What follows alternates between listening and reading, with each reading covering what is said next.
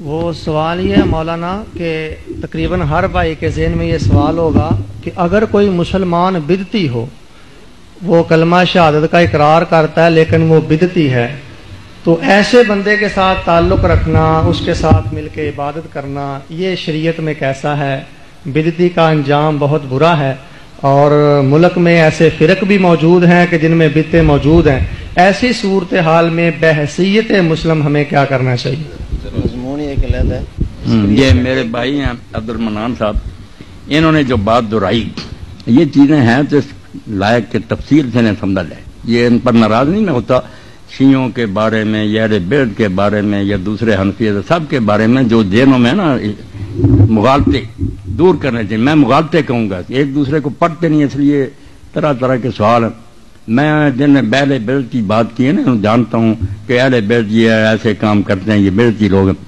آپ سمجھ لیں بات کہ انجام ان بیچاروں کا کیا برا ہوگا، جبکہ دین میں دو گروہ علماء کے، ظاہروں کی بات نہیں، علماء کے دو گروہ شروع سے چلے آتے ہیں، بڑے بڑے امام اور عالم۔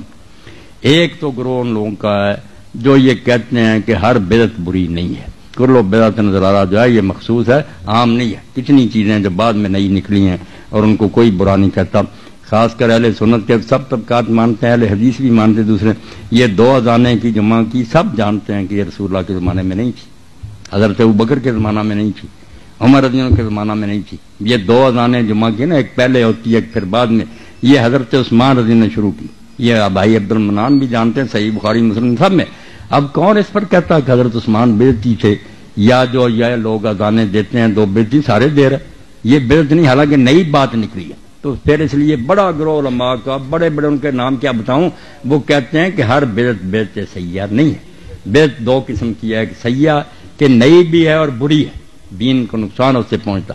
ایک ہے کہ وہ نئی ہیں باتیں مگر دین سے نہیں بگڑتا، دین کی رونق ان سے بڑھتی، اس کو وہ بدعت حسنہ کہتی ہے۔ اس کی بہت دلیلیں دیتی ہے، ایک میں نے دے دی۔ اسی طرح تراویح کی جماعت کے بارے میں کہتے ہیں کہ رسول اللہ نے یہ بند کر دی تھی، حضرت عمر نے اپنے زمانے میں باقاعدہ شروع کی، اب ہر جگہ ہو رہی۔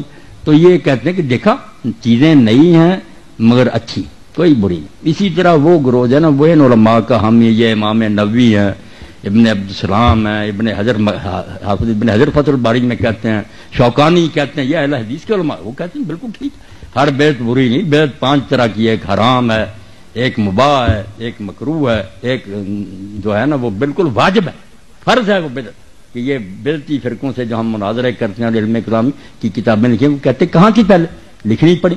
تو یہ بحث علمی ہے، وہ کہتے ہیں ٹھیک ہے۔ ایک گروہ تھوڑا چھوٹا جو کہتا ہے نہیں دین میں ہر بدعت گمراہی ہے، تو یہ مسئلہ علمی ہے، جھگڑے کی بات نہیں۔ اس بار ہم کہے وہ بدعتی ہو گئے، وہ کہتے ہیں اگر ہم نے قرآن مجید کھانے پر پڑھ دیا، اذان سے پہلے صلاۃ کے لیے کوئی برا کام نئی ہے ضرور، مگر دین درود شریف کو بھی جائز کرتا ہے، قرآن پڑھنے کو بھی جائز کرتا، تو اس کو وہ بدعت حسنہ میں داخل کرتے ہیں۔ میں نے بڑے بڑے علماء کا حوالہ دیا، عبد المنان صاحب کو میں پھر بعد میں بھی دکھاؤں گا، بڑے بڑے کہ ہر بدعت کو نہ برا کہو، کئی چیزیں بدعت ہوتی ہیں مگر بہت اچھی ہوتی ہیں، وہ اس پہ لگے ہوئے۔ وہ علماء جو ہیں بیچارے کہتے ہیں ہم مانتے ہیں کہ یہ چیزیں سب نئی ہیں مگر کوئی بری نہیں، میلاد سے جو نئی بات ہے، مگر یار سال بعد حضور کی محبت بڑھاتے ہیں، رونق بڑھاتے ہیں، مسلمانوں کو توجہ دلاتے ہیں، کتنا نبی اعلیٰ تمہیں خدا نے دیا، تو یہ بدعت حسنہ ہے، مانتے ہیں کہ نئی ہے مگر اچھی ہے۔ تو یہ پیچھے سے اختلاف چلا آ رہا، بڑے بڑے علماء، اس سے کوئی انجام نہیں برا ہوگا ان کے پیروں کو، بلکہ امام ابن تیمیہ جن کو جانتے ہیں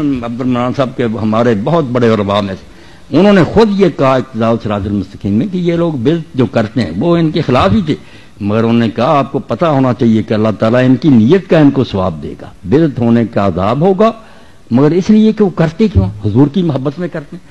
کہتے ہیں یہ نیت تو بہت اعلیٰ، اس کا ثواب بھی تولا جائے گا، اگر یہ بڑھ گئی محبت تو بدعت کا عذاب جو ہے کم ہو جائے گا، اللہ تولے گا او میرے نبی کی محبت نے کی۔ یہ خود انہوں نے کہا کہ میرے خیال میں ہے یہ بدعت کرتے مگر مقصد بہت اعلیٰ، اللہ اگر اس مقصد سے خوش ہو گیا کہ نیت تو نیک تھی ان کی، تو آپ دخل نہ دیں، کسی کو دوزخ نہ بھیجیں، کچھ نہ کہیں، اپنی حد تک اگر آپ سمجھیں یہ کام نہیں ہونا چاہیے، میں بھی نہیں کرتا، آپ نہ کریں، مگر کرنے والوں کو دعائی خدا کی نہ کافر کہیں نہ دوستی کہیں، وہ بھی ہمارے بھائی ہیں، اللہ رسول کے دیوانے ہیں۔ بس ایک ہی بات جیسے میاں عبد الواحد نے کہی، میں نہیں اعلیٰ حضرت کو بولتا، مولانا احمد رضا خان رحمۃ اللہ علیہ کو میں نے پڑھا، ان کے فتاوے سارے جلدیں میرے پاس ہیں، ان کا یہ شعر میں نے بار بار دہرایا، اور یہ طارق نے بھی ایک دن پڑھا اور نیازی صاحب نے مجھے بتایا کہ بڑا رویا، نوجوان اپنی دکان میں رویا۔ مولانا نے کیا کہا؟ لحد میں، کہتے ہیں اب قبر میں تو جانا ہی تھا، پتا تھا مرنا، لحد میں عشق رخ شاہ کا داغ لے کے چلے۔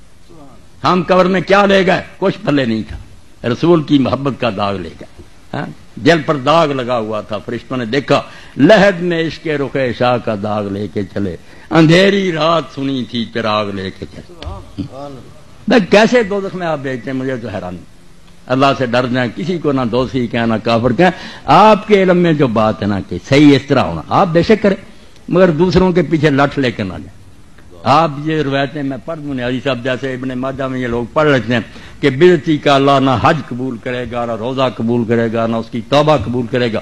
یہ بہت پیش کرتے رہتے ہیں، جو بندی عالم بھی پیش کرتے ہیں، مولانا سرفراز صفدر صاحب یہ بھی کرتے ہیں اہل حدیث، اور میں کہتا ہوں اس موضوع روایت کو پیش کرتے ہیں۔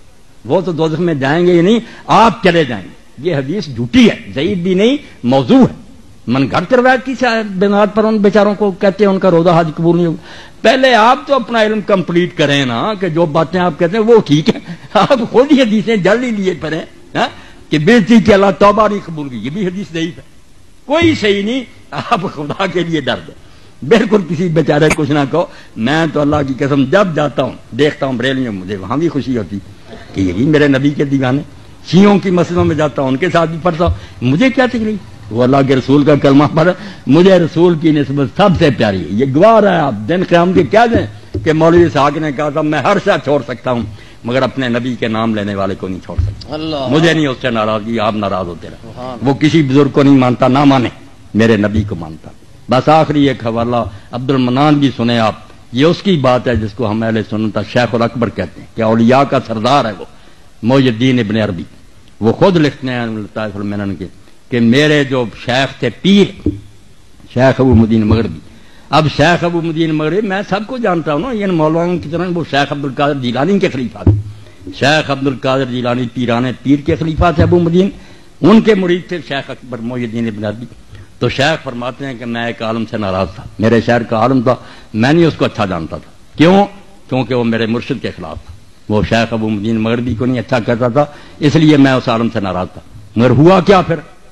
یہ کسی اور نے نہیں بتایا، خود شیخ اکرم نے بتایا کہ میں نے خواب میں اللہ کے رسول کو دیکھا اور حضور کو اتنا ناراض پایا کہ اتنا ناراض کبھی نہیں کسی کو دیکھا۔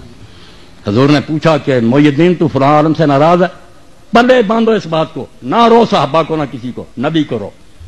پوچھا میرے اس عالم سے کیوں ناراض ہے؟ اور میں وہ میرے پیر کو اچھا نہیں جانتا۔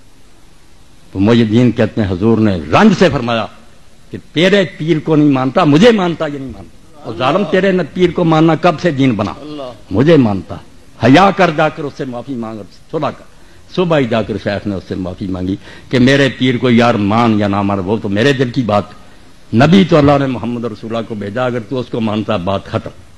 اس کو اللہ کے لیے کسی طرح آج دل میں بٹھائیں نا، آج کے درس کا خلاصہ کہ رسول اللہ کی بات کریں، باقی کو چھوڑیں۔ جو اچھا نظر آتا ہے جس کو وہ اچھا سمجھے، بسم اللہ ادب کرے، جس کو نہیں اچھا نظر آتا وہ برا کرے۔ وہ بھی برا اسی لیے کہتا ہے کہ اس کو پتا چلا اس نے حضور سے اچھا سلوک نہیں کیا، صحیح پتا چلا یہ غلط، یہ روتے رہے۔ کتابوں میں لکھا گیا، اب لوگ بعد میں آنے والے کیا کریں؟ آپ صحابہ کا عدل سناتے رہیں، وہ ان کے ظلم سناتے رہیں۔ کتابوں میں نکال دوں گا، دونوں طریقے نکال دوں گا، لکھ لیا لکھ دینے والا، بعد والے غریب پدر جائیں، جس کو جس پر اعتبار آ گیا اس پر لگ گیا۔ شکر کریں کہ کسی کو مانتا ہے یا نہیں مانتا، ایک کو مانتا ہے جس کو اللہ نے آسمان سے بھیجا۔ وہ کون ہے؟ محمد رسول اللہ صلی اللہ علیہ وسلم۔ اس کو نہ چھوڑیں اور باتیں آپ ختم۔